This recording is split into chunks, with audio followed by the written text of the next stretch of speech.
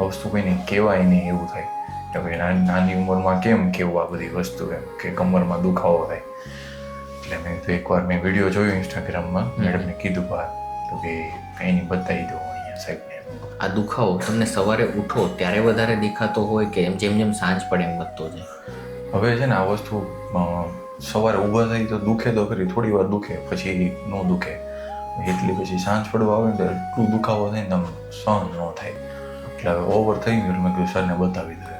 અને તમારું જે પ્રોફેશન છે એમાં સિટિંગ વર્ક વધારે છે? હા, મેઇનલી એમાં લેપટોપ ઉપર બેસીને કામ કરવાનું એટલે એટલીસ્ટ 5 થી 7 કલાક જેવું તો.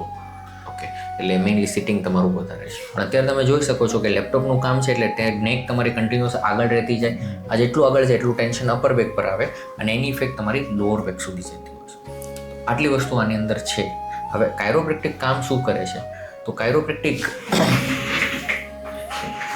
જે તમારું નેચરલ બોડીનું અલાઇનમેન્ટ છે ને એ રિસ્ટોર કરે છે. રાઈટ નાઉ તમારું જ્યારે એક્સરે કરશું તો આપણને આ કંઈક તમારું હિપનું ઇમ્બેલેન્સ દેખાશે, શોલ્ડર અપડાઉન છે, તો આ બધું રિસ્ટોર કરીને અમે એને ન્યુટ્રલ અલાઇનમેન્ટ પર લાવતા હોઈએ છીએ.